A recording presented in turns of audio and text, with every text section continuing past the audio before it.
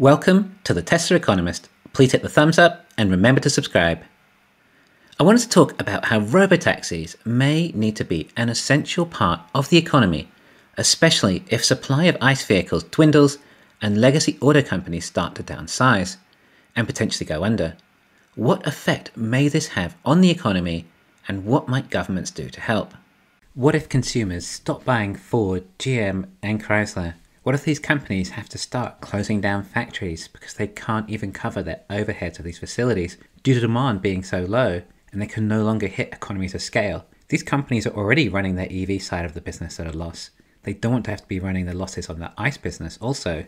The government could try and prop these companies up out of necessity to make cars due to there actually being a lack of supply, even for ICE cars, or support them so members of the UAW remain in employment. But either way, supply would likely dwindle one way or another, along with demand. It could be felt similarly across the board for all legacy autos, having to downsize and become more efficient in running their businesses by cutting costs, resulting in losing more economies of scale as OPEX becomes relatively more expensive when compared to profits. Well, it will be harder to produce profits as well. There could be less supply of ICE vehicles available, resulting in higher priced vehicles. Added to that, perhaps higher gas prices. Sure, car owners may keep their cars longer, but there'll be fewer cars available, and it will cost more to run, at least an ICE car will. Again, this will reduce demand further for new ICE vehicles. This could actually create a serious issue. The world has been built around automotives. Ever since the inception of the suburb mainly contributed to the Model T Ford. If autos become too expensive, then it could have a spiraling effect. What if it suddenly costs you twice as much to get to your job each day? It might really eat into your income, if you can even afford a car in the first place.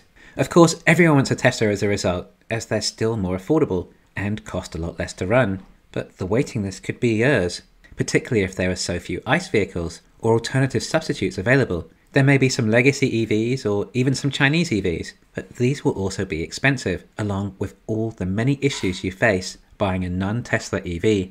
This situation may not occur for a few more years. On the other hand, you could argue it's already begun. Sure, it may be supply chain issues too and chip shortages, but from my understanding, the likes of TSMC, they don't want to make chips anymore for the antiquated legacy auto industry. I think they may account for only something like 5 to 10% of their market, so it's not huge. I believe that instead, the legacy autos will have to go to Malaysia to get their primitive versions of chips.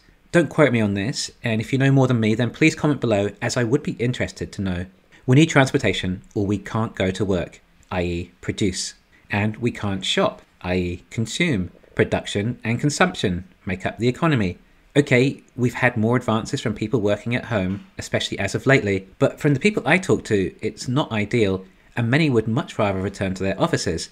And of course, many jobs are simply not possible to work from home. People could also carpool to work as an option, or cycle, or take public transport. These are viable options for some people, but not everyone. But this could further exacerbate inflation too.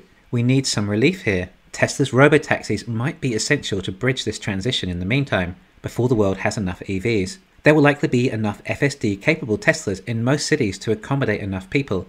It might cost them $20 or more a day in transport, but they have no choice. Besides, this is their only cost: no insurance, no fuel, no depreciation, servicing, tyres, etc., along with perhaps $10,000 to $20,000 more in the bank, or in Tesla shares, as they didn't have to purchase a vehicle. But Tesla owners don't want to rent out their beautiful Teslas to strangers. That would be a sacrilege. Well, it's supply and demand. If there's enough demand, then the prices of robotaxis will increase. Thus, in turn, so would your income from your robotaxi. I mean, what if the return was so good it paid off the entire cost of your Tesla in just 2 years? Then people may think different. It's not like you have to lease them out on Saturday nights when everyone's been drinking and not sober enough to drive. Eventually, that might be a high demand time, and you would possibly earn more for certain hours your robotaxi is in the fleet. We're mainly talking about people getting to and from work. Yes, there are peak times when everyone wants to go to work, but if the issue becomes that serious, then people could alter their hours of work and work from 10 AM to 6 PM instead of 9 to 5 perhaps, depending on the job. I think you'd also be surprised how few robotaxis are actually required to have such an impact. For example, there are only 200,000 Uber drivers in California, and not all of them are even working full-time, and especially not as full-time as a robotaxi can. There'd be a lot more Teslas in California than 200,000, and especially within a few years.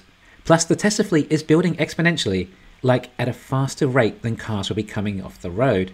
Yes, I know we have the dream of robotaxis eventually being ubiquitous and likely being mainly Tesla compacts that may even be mainly owned by Tesla themselves, but that will take a while, likely not until 2025, until it even starts.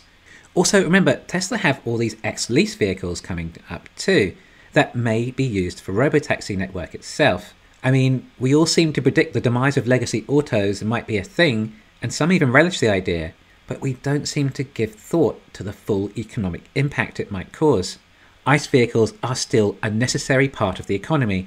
This really is tough to think through. Governments may help, but the US government is already spending a fortune on trying to support legacy autos to transition to EVs, not to mention all the quantitative easing we've been seeing through the COVID crisis. The governments don't have much money left. Yes, they can print more currency like it's literally going out of fashion, but as you're now witnessing firsthand, there are consequences of such action, namely inflation, especially when you don't have monetary policy to counteract inflation with interest rates because there is simply too much debt, which only leaves fiscal policy, i.e. more tax to counteract inflation. But then that has consequences too. Believe it or not, raising taxes can reduce tax revenue. I mean, we hear a lot of this inflation is transitory, and perhaps it is. Supply chain issues are real. Where I live, shipping containers are now costing up to about 10 times the price they were pre-COVID. That is horrendous, and that cost has to be passed on somewhere. Hopefully it sorts itself out.